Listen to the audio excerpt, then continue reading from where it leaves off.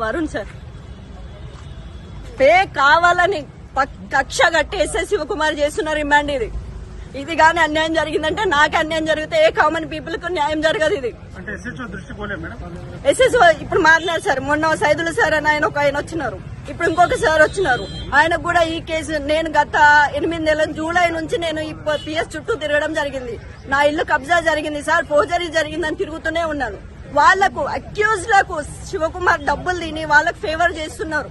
వాళ్ళకి anticipatory bail ఇప్పించిన, stay order తీసిన, అది అట్లాగే పక్కన పెట్టిన. ఆ ఫైల్ ఇప్పటి వరకు ఏం జరిగింది ఇటువంటి ఇన్ఫర్మేషన్ మాకు చెప్పాడు.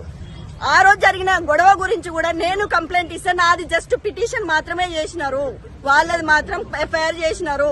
ఎందుకు ఎక్కడ ఏం జరిగింది నేను క్లియర్ గా చెప్పిన. సీసీ ఫుటేజ్ ఉందని తీసుకోవడం ఆయన పరిశీలించడం జరిగింది. ఇప్పుడు ఆ సీసీ ఫుటేజ్ ఎక్కడ ఉంది? నేను అది అడిగిన తర్వాత కూడా వీడియోలని ఇష్టం వచ్చినట్టు చేసుకోపని మాట్లాడడం జరిగింది ఎస్ఎస్ శివకుమార్ గారు. ఆ రోజు 3rd తారీఖు మా అమ్మగారు వచ్చి పిఎస్ కు వచ్చినారు అన్నారు కదా, తీయండి ఆ వీడియో తీయండి. నా దగ్గర కూడా CC4 కెమెరా సీసీ ఫుటేజ్ ఉంది, నేను కూడా తీస్తాను. ఇప్పుడు అన్యాయంగా నేను నా హస్బెండ్ కట్టెలు తీసుకొని కొట్టినామని చెప్పేసి ఫేక్ MLC సర్టిఫికేట్ పెట్టి మమ్మల్ని రిమాండ్ చేయాలని చూస్తున్నారు. ఇది కేవలం ఎస్ఐ శివకుమార్ దౌర్జన్యం, కక్ష, పాత కక్ష. మమ్మల్ని ఇప్పటి వరకు పిలిచి మాట్లాడలేదు సార్.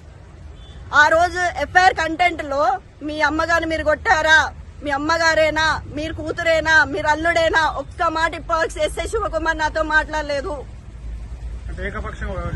ఏకపక్షంగా లాస్ట్ టైం కేసులో, ఫోర్జరీ కేసులో కూడా ఏకపక్షమే పోయింది. అక్కడ అక్యూజ్డ్ వాడు, ఇక్కడ అక్యూజ్ నేను. ఇక్కడ కూడా మినిమం ఎంక్వైరీ, ప్రిలిమినరీ ఎంక్వైరీ అంటారు సార్, అది కూడా జరగలేదు. ఎవరు ట్రైనింగ్ ఇచ్చినారు? ఆయన చదువుకోలేదా? మినిమం నేను ఒక WPCని నాకున్న నాలెడ్జ్ ఆయనకు లేదా? సరే ఎంక్వైరీ చేసినావు, నువ్వే బేసిస్ మీద? ఆయననే కొట్టినా, నేను కొట్టినా, ఇద్దరం కొట్టినప్పుడు ఆయనను మాత్రం మెడికల్ ఎగ్జామినేషన్ కి ఎట్లా పంపించినావు? నన్ను కూడా పంపించాలి కదా. ఏం జరిగింది? ఇదంతా అన్యాయంగా నడుస్తుంది పోలీస్ స్టేషన్ లో మొత్తం. సార్ ఇంత ముందు నేను డీసీపీకి, ఏసీపీకి, సిపి వరకు కంప్లైంట్ చేయడం జరిగింది. అది సిపి వరకు వెళ్ళిందో లేదో నాకు తెలియదు. మేము చాలా సార్లు సిపి ఆఫీస్ కు వెళ్లి కలవాలని ట్రై చేసినాం, మమ్మల్ని కలవనియలేదు. గోవర్ధన్ గిరి సిఐ సార్ మమ్మల్ని సిపి ఆఫీస్ లో కింద కూర్చొని మాట్లాడుతుంటే కూడా మమ్మల్ని వెనక్కి పిలిపించేసినాడు. మమ్మల్ని సిపిని కూడా కలవనివ్వట్లేరు.